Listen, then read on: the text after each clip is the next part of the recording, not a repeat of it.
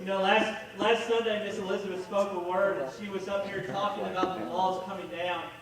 And God just put something in my heart and my life, and I want to share it with you this morning. I want to share it with all of you.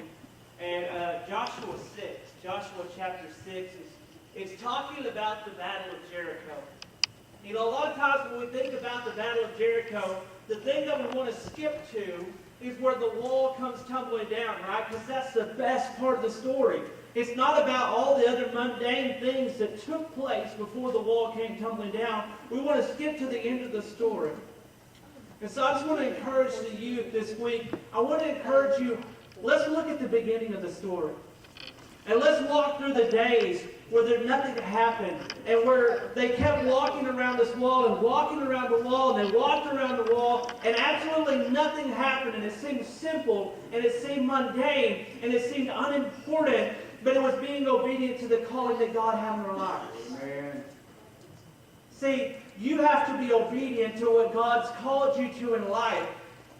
You see, on Sunday morning, we get to come and see the result of people walking with God for 6 days, and the walls finally come tumbling down.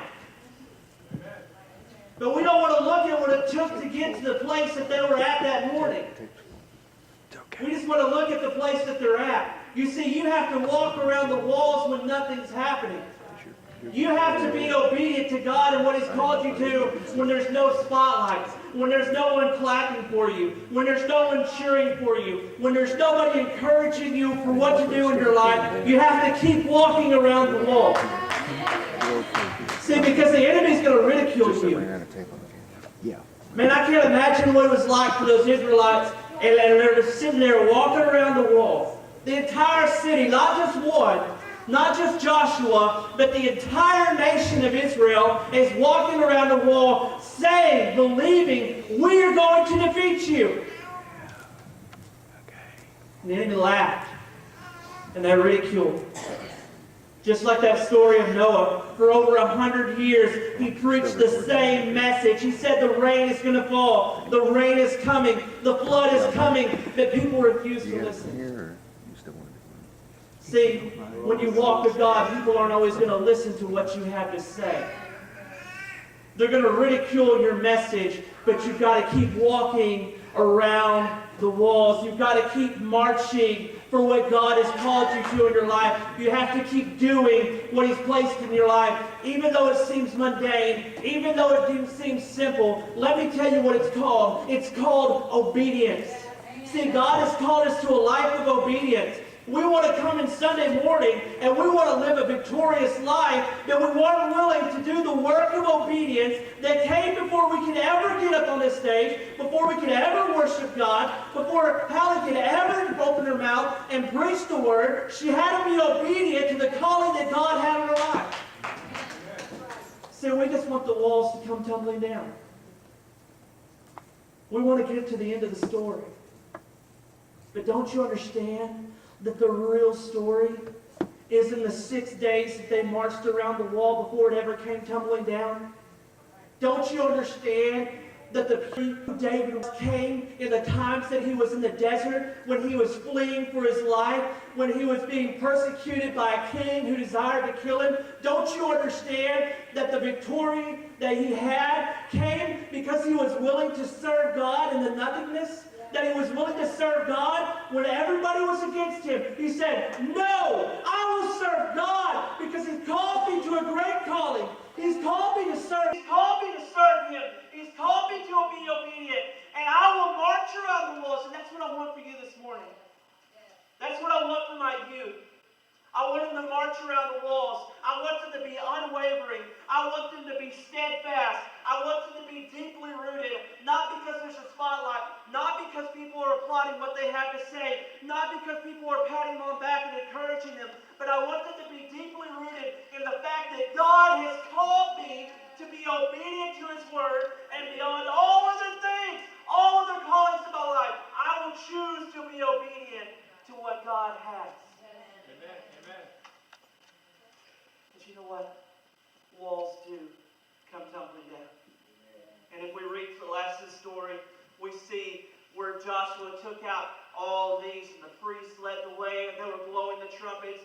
And not only did they walk around the wall once, not only twice, but they walked around 7 times.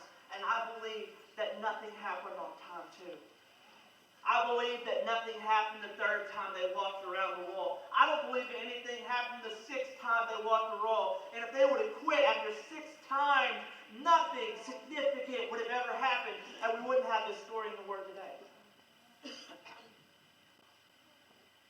See, even when nothing's happening, even when we feel like we're not making a change, even when we feel like we're not making any difference, you have to stick with what God's called you to in life.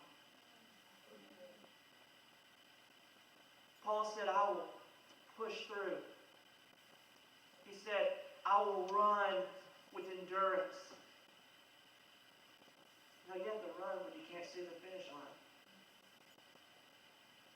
You have to keep running with faith, knowing that the finish line is there. They marched with faith, knowing that on the 7th time, they believed with all their heart that if they did 7 times on the last day, that the wall would come tumbling down. And Joshua proclaimed to the people, he said, let's go, because God has already given us the battle. God has already defeated the giants that you're going to face in life. What? Sorry. Amen. Sorry. God has already defeated the giants that you have in your life. He's already walked before you. He's already going to crumble down the walls, but He desires your obedience. You know, there's nothing as a parent that makes me happier than seeing my children be obedient. There's nothing that's going to make your Father happier, your Heavenly Father happier, than to see His children be obedient to what you call them to do. So I ask you this morning, as you begin school, I want you to walk in obedience. It may seem mundane, okay? People may ridicule you, and they may laugh at you, and they may make fun of you. But I want you to walk with endurance. I want you to walk with patience. We're talking about James this morning, and it says, if we don't have these things, if we don't have this love and compassion, it says, what good is anything else? What good is anything else?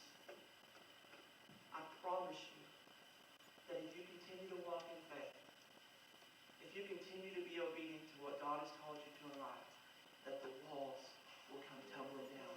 And God wants to do a great work in your life. And He wants to accomplish great things through your life. So I just want to encourage you this morning. Keep walking. Keep walking. Keep walking.